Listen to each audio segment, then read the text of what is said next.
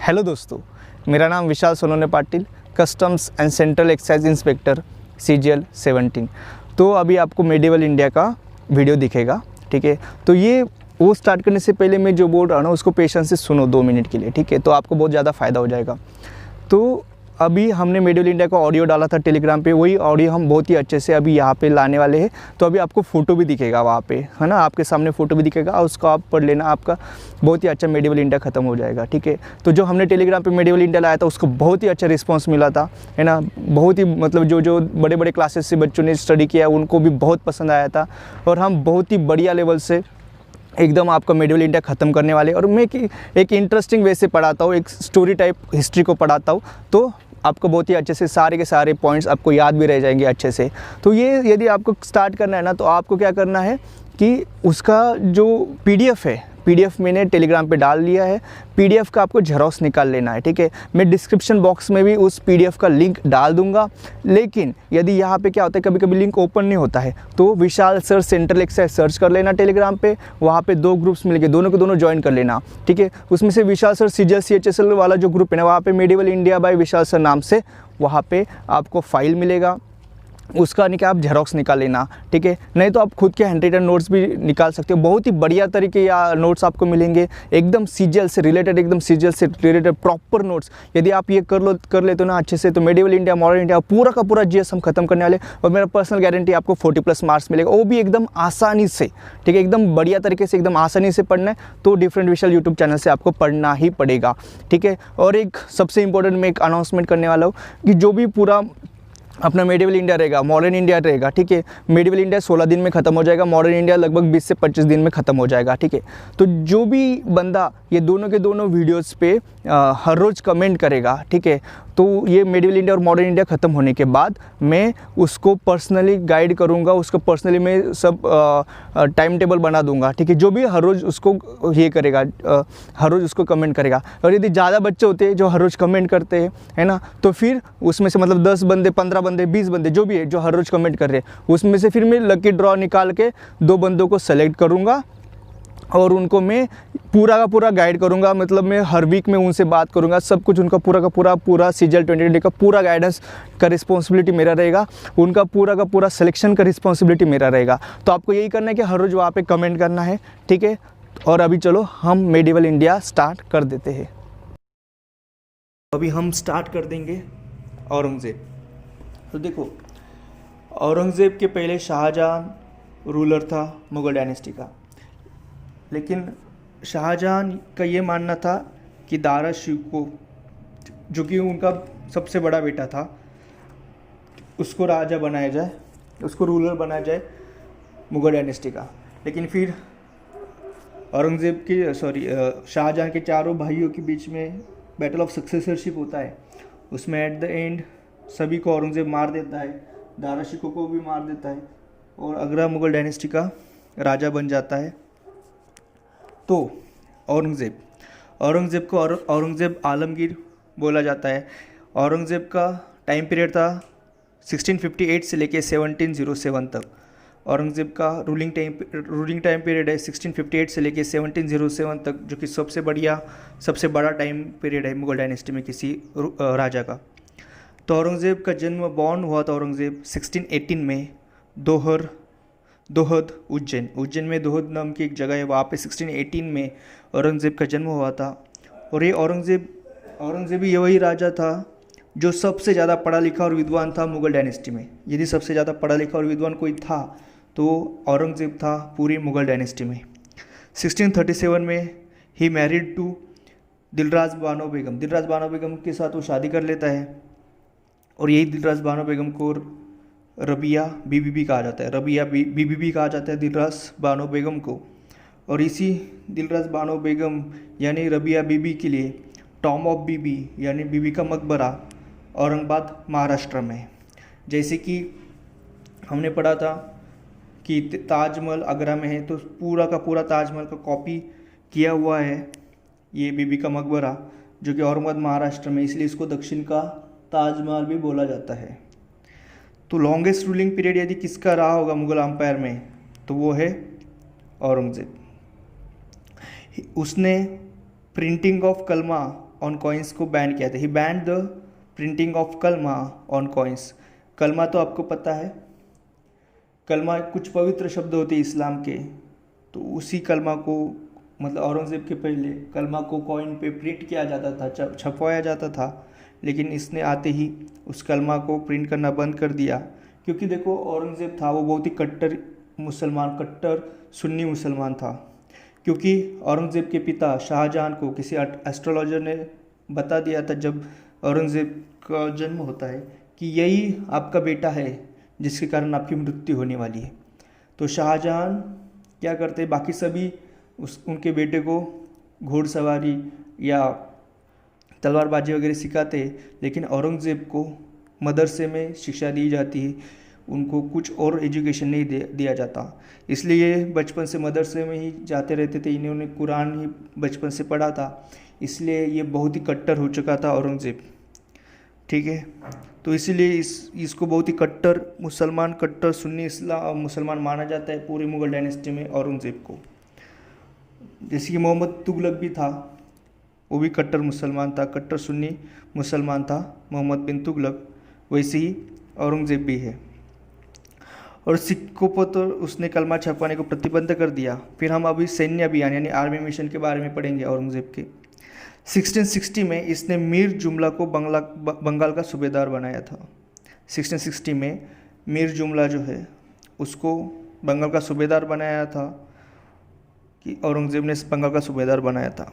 फिर 1661 में मीर जुमला बिहार पर कूच करके उस पर अधिकार करता है।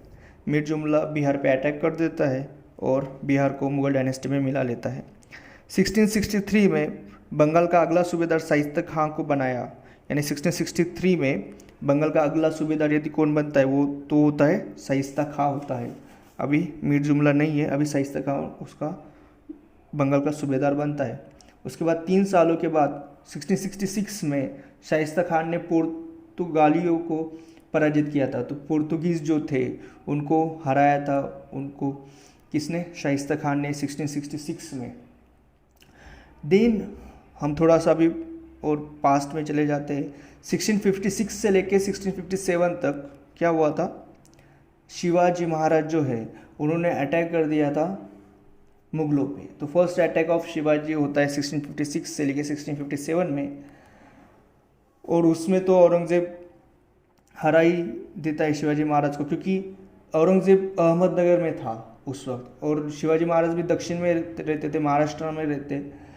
तो फिर ऑफ कोर्स शिवाजी महाराज और औरंगज़ेब के बीच में वो युद्ध होता है। तो औरंगज़ेब यानी मुग़ल आर्मी शिवाजी महाराज को हरा देती है। देन 1664 में यानी 1664 में शिवाजी महाराज लूट करते सूरत की, क्योंकि उनका ये मानना रहता है कि जो सूरत में जो पोर्ट होता है वो मुग़ल डायनेस्टी का सबसे बढ़िया पोर्ट होता है, वहाँ पे सबसे ज़्यादा रेवेन्यू मुग़ल डायनेस्टी को मिलता है। तो यदि शिवाजी महाराज का ये मानना होता है कि यदि मुग़लों को कुछ आर्थिक नुकसान करना है अच्छे से, तो हमें सूरत की लूट करनी चाहिए। तो 1664 में वो सूरत की लूट करते हैं। देन ऑफ कोर्स औरंगज़ेब बहुत गुस्सा होता है। फिर वो 1665 में जयसिंह को भेजता है शिवाजी महाराज पे अटैक करने के लिए। फिर 1665 में 1665 में यानी सेम ईयर में शिवाजी महाराज और जयसिंह इन दोनों के बीच में एक ट्रीटी होती है। उसी ट्रीटी को पुरंदर की ट्रीटी या ट्रीटी ऑफ पुरंदर या पुरंदर की संधि, ऐसा ये फेमस है ट्रीटी ऑफ पुरंदर, जो कि जयसिंह और शिवाजी महाराज के बीच हुई थी। देन 1670 में 1670 में शिवाजी महाराज ने सेकेंड लूट ऑफ सूरत की थी, ठीक है। जैसे 1665 में ये था कि जितने भी शिवाजी महाराजों ने किले जीत लिए थे मुग़ल डायनेस्टी के, वो वापस करने होते तो वो वापस कर देते, लेकिन फिर से 5 साल के बाद शिवाजी महाराज फिर से एक बार सूरत को लूट लेते हैं। और एक्चुअली जो कि पुरंदर की जो ट्रीटी हुई थी 1665 में, वहाँ पे तो ये था कि वो किले भी उनको वापस करने होते हैं और उनको ये कहा जाता है कि आप आपके बेटे के लोग लेके, जैसे संभाजी महाराज शिवाजी महाराज के बेटे होते हैं, उनको लेके आपको दिल्ली जाना है औरंगज़ेब के पास।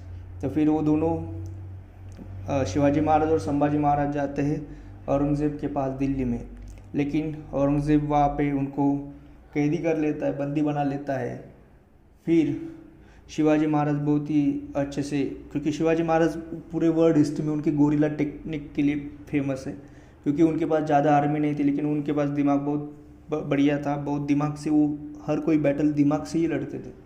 तो पूरा तरह से एकदम अच्छे से दिमाग लगा कि उनके गोरिल्ला टेक्निक से वो औरंगज़ेब की जो भी था, जो जिन्हों मतलब औरंगज़ेब ने उनको बंदी बनाया लिया था, लेकिन वो बहुत ही बढ़िया से गोरिल्ला टेक्निक से वहाँ से निकल के महाराष्ट्र में वापस आ जाते हैं। तो फिर से वो अटैक कर ही देते 1670 में, सेकेंड लूट of Surat.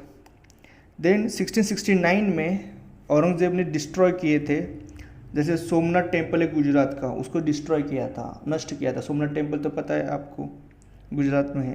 Then Kashi Vishwanath temple है वाराणसी में, उस पर भी अटैक कर दिया था। देन थर्ड है केशवराय टेम्पल है मथुरा में, उस पर भी अटैक कर दिया था औरंगज़ेब ने। तो औरंगज़ेब का यही था कि वो कट्टर, ये था बहुत ही कट्टर मुसलमान, कट्टर सुन्नी मुसलमान होने के कारण वो हिंदुओं के बहुत अगेंस्ट था, इसलिए उसने ये मंदिर डिस्ट्रॉय कर दिए थे, जैसे सोमनाथ टेम्पल गुजरात का, काशी विश्वनाथ टेम्पल वाराणसी का और केशवराय टेम्पल मथुरा का। देन 1662 में ही प्रोहिबिट स्लेवरी, यानी उसने दास प्रथा का प्रोहिबिट किया। देन 1663 ही प्रोहिबिटेड सती सिस्टम, यानी सती सिस्टम को भी उसने प्रतिबंध कर दिया। देन 1664 में उसने पिलग्रिमेज टैक्स स्टार्ट कर दिया। पिलग्रिमेज टैक्स यानी तीर्थ यात्रा कर, जैसे अकबर ने तीर्थ यात्रा कर बंद किया था, लेकिन इसने फिर से तीर्थ यात्रा कर यानी पिलग्रिमेज टैक्स स्टार्ट कर दिया था।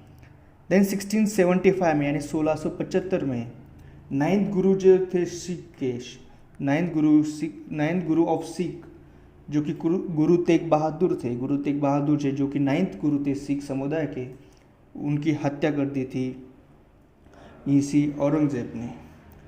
और फिर 1679 में ही स्टार्टेड जजिया, जजिया जो कि और अकबर ने बंद किया था, उसको फिर से स्टार्ट किसने किया, तो वो किया औरंगज़ेब आलमगीर ने।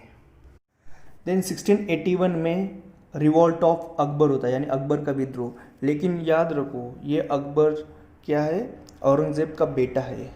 ये अकबर, वो पहले वाले जो अकबर है वो अलग है, ठीक है। ये जो, क्योंकि ऑफ कोर्स औरंगज़ेब के टाइम पीरियड में कोई विद्रोह करेगा तो उनका बेटा ही करेगा, तो इसलिए ये जो रिवॉल्ट ऑफ अकबर होता है शाह औरंगज़ेब के टाइम पीरियड में, वो उनका बेटा होता है अकबर।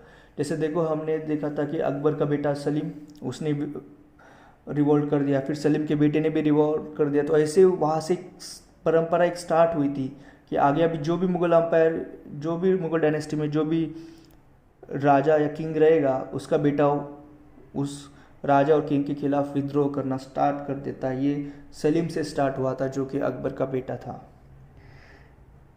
एंड एक्चुअली अकबर जो है, औरंगज़ेब का बेटा अकबर, इसको हेल्प किया था संभाजी महाराज ने, क्योंकि जो कि संभाजी महाराज शिवाजी महाराज के बेटे थे। क्योंकि जब वो दिल्ली में थे संभाजी महाराज, तो संभाजी महाराज और अकबर के बीच में दोस्ती हुई थी, तो फिर संभाजी महाराज ने हेल्प किया था अकबर को रिवोल्ट करने के लिए। और फिर दक्षिण में अकबर को छिपाया कहीं था, तो वो संभाजी ने ही छिपाया था अकबर को। देन 1682 में अकबर ने साउथ इंडिया मिशन स्टार्ट कर दिया, दक्षिण भारत का मिशन स्टार्ट कर दिया। और इसी दक्षिण भारत की इसी मिशन को औरंगज़ेब की कब्र मानी जाती है और औरंगज़ेब का ग्रेवयार्ड माना जाता है इसी मिशन को। क्योंकि ऐसा हुआ था कि जब वो दक्षिण में आया तो फिर वो वापस नहीं जा पाया और उसको दक्षिण में ही मृत्यु हो गई थी, दक्षिण भारत में उसका मृत्यु हो गया था। एक्चुअली इसके आने के 3 कारण थे, जैसे कि एक था कि बीजापुर और गोलकंडा को मुग़ल डायनेस्टी में मिलाना है। जो बीजापुर है वो आदिल शाह के पास था, उसको मुग़ल डायनेस्टी में मिलाना। देन गोलकंडा में ही जो खदान थी हीरो की, तो वहाँ पे बहुत अच्छे डायमंड्स मिलते थे, तो गोलकंडा को भी मुग़ल डायनेस्टी में मिलाना था। और उसके साथ ही जो शिवाजी महाराज ने जो उनके पास जितना ये था प्रॉपर्टी था, जितने भी उनके किले थे, जो भी उनका प्रांत था, उसको वो जीतना चाहता था। लेकिन अभी उसके पहले जो भी मुग़ल डायनेस्टी में औरंगज़ेब के पहले 19 सूबे यानी प्रांत, तो 19 सूबे थे मुग़ल डायनेस्टी में। तो औरंगज़ेब ने 2 सूबे यानी बीजापुर का जो है बीजापुर का जो सूबा है यानी बीजापुर का जो प्रांत है वो उसको मुग़ल डायनेस्टी में इंक्लूड कर लिया with the help of Shaista Khan की मदद से 1686 में बीजापुर मुग़ल डायनेस्टी में इंक्लूड हो गया। देन 1687 यानी अगले ही साल गोलकंडा को भी उन्होंने मुग़ल डायनेस्टी में इंक्लूड कर लिया। यानी पहले 19 सूबे या 19 प्रांत थे, ये 2 सूबे इंक्लूड होने के कारण अभी 21 सूबे बन गए। यानी औरंगज़ेब के टाइम पीरियड में मुग़ल डायनेस्टी सबसे बड़ी डायनेस्टी हो चुकी थी औरंगज़ेब के टाइम पीरियड में, इसलिए औरंगज़ेब का इम्पोर्टेंस बहुत बढ़ जाता है। यानी एरिया वाइज मुग़ल डायनेस्टी सबसे बड़ी औरंगज़ेब के टाइम पीरियड में हुई थी। तो सबसे बड़ा साम्राज्य ऑफ एनी मुग़ल किसके पास जाता है? औरंगज़ेब के पास होता है। और फिर ऑफ कोर्स यदि औरंगज़ेब साउथ इंडिया में था तो फिर नॉर्थ इंडिया में कौन था जो कि सब मुग़ल डायनेस्टी को देख रहा था? तो नॉर्थ इंडिया में औरंगज़ेब का वज़ीर असद खान जो दिल्ली में शासन संभाल रहा था मुग़ल डायनेस्टी का, असद खान, और इसने 31 ईयर्स यानी 31 साल तक शासन संभाला था मुग़ल डायनेस्टी का। तो कोई सबसे ज़्यादा टाइम पीरियड के लिए कोई वज़ीर रहा है मुग़ल डायनेस्टी में तो वो है असद खान मैक्सिमम। और औरंगज़ेब के पास में maximum number of Hindu ministers थे। वो कट्टर था, सुन्नी मुसलमान कट्टर था, लेकिन सबसे ज़्यादा यदि किसके पास हिंदू मिनिस्टर थे पूरे मुग़ल डायनेस्टी में तो वो है औरंगज़ेब। 1689 में औरंगज़ेब ने अटैक कर दिया था संभाजी के ऊपर, और संभाजी को मार के संभाजी की जो पत्नी थी या वाइफ थी येसुबाई, और संभाजी के पुत्र थे या सन थे शाहू, इन दोनों को गिरफ्तार कर दिया। मतलब संभाजी महाराज को तो मार ही दिया, लेकिन संभाजी महाराज की पत्नी येसुबाई और संभाजी महाराज के पुत्र शाहू महाराज, इन दोनों को औरंगज़ेब ने गिरफ्तार कर दिया। लेकिन जब औरंगज़ेब की मृत्यु हो जाती है तो उसके बाद येसुबाई और शाहू महाराज को छोड़ दिया जाता है। फिर 1707 में औरंगज़ेब की मृत्यु हो जाती है अहमदनगर में।